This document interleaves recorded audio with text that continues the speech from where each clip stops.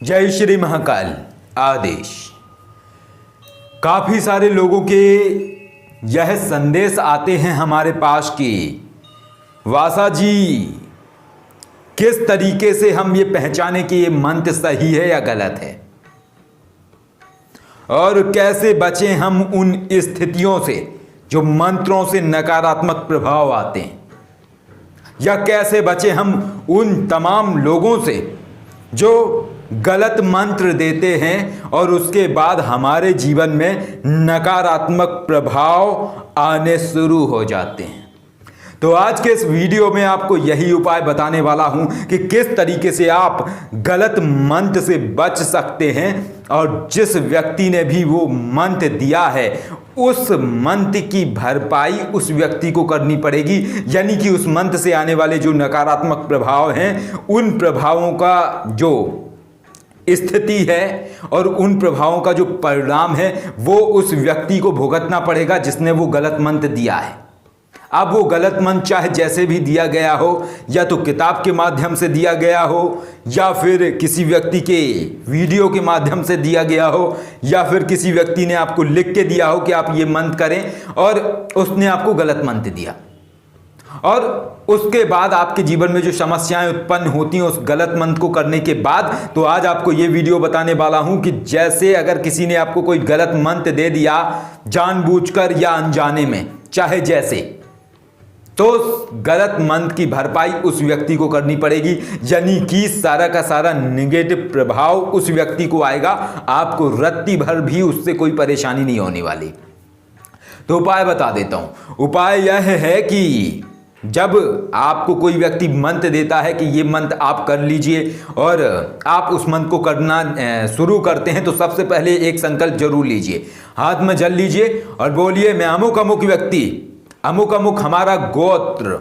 अगर आपको अपना गोत्र पता नहीं है तो कश्यप बोलिए कि हमारा गोत्र कश्यप, और इसके बाद आप बोलिए कि मैं ये साधना करने जा रहा हूं और हमें ये साधना इन व्यक्ति के माध्यम से प्राप्त हुई, और यदि ये साधना का कुछ दुष्प्रभाव है या जो भी चीजें हैं, तो अगर इसमें कुछ गलत है तो ये हमें उन व्यक्तियों के माध्यम से प्राप्त हुआ है, इसके जिम्मेदार वो हैं। और जो भी मैं जाप कर रहा हूं महादेव, इसका जो भी प्रभाव है उसका 20% प्रभाव उन व्यक्ति को मिले जिन्होंने ये हमें साधना दी है।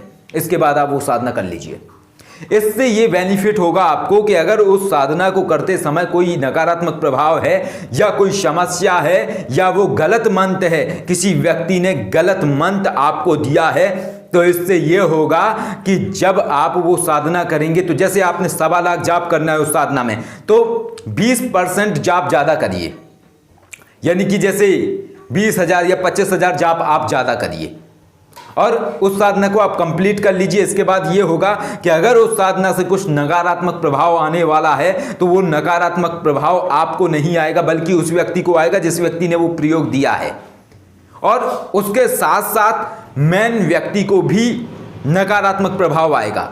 जैसे मान लीजिए रामू ने मंत्र दिया श्यामू को, रामू ने गलत मंत्र श्यामू को दिया और श्यामू ने वही गलत मंत्र ब्रजमोहन के पास किया, तो ब्रजमोहन जब वो साधना करेगा इस तरीके से संकल्प लेके, तो रामू को भी खामियाजा भुगतना पड़ेगा और उसके साथ श्यामू को भी खामियाजा भुगतना पड़ेगा। यानी कि दोनों को नकारात्मक पक्ष का सामना करने पड़ेगा। और ये जो नकारात्मक पक्ष है ये किस तरीके से आएगा?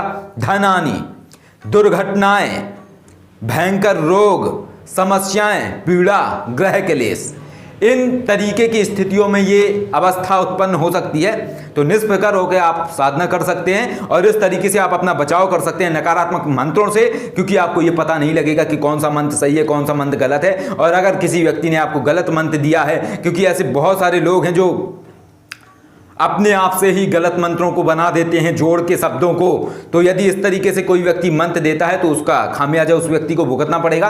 यानी कि सारा का सारा नेगेटिव इफेक्ट उस व्यक्ति को आएगा, आपको कोई भी नुकसान नहीं होने वाला है। और इस तरीके से आप अपने आप को सुरक्षित कर सकते हैं। तो ऐसे जो हमारे पास लगातार व्हाट्सअप आते थे लोगों के, काफ़ी 2-4 महीने हो चुके हैं, तो इस तरीके से जो लोग पूछते थे कि कैसे हम पहचाने कि मंत्र सही है या गलत है और उससे जो आने वाला जो नकारात्मक प्रभाव है उससे हम कैसे बचें, तो उसका यही है कि सीधा सा संकल्प लेते समय यह जरूर बोलें कि ये जो साधना है हमें इन व्यक्ति के माध्यम से प्राप्त हो रही है, इसका जो भी फल है इसका 20% फल उन अमुक व्यक्ति को मिले।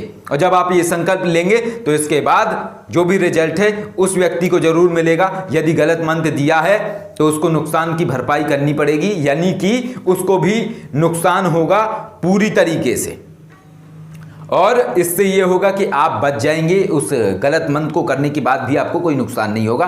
तो यह एक तरीका है, बहुत बेहतरीन तरीका है। आप ये प्रयोग करके साधना करिए, फिर आप देखिए, आप खुद समझ जाएंगे कि किस तरीके से ये चीजें कार्य करती हैं। और इसके बाद जिस व्यक्ति ने आपको गलत मंत्र दिया है आइंदा से देना भूल जाएगा कि गलत मंत्र देने का क्या खामियाजा भुगतना पड़ता है। जय श्री महाकाल।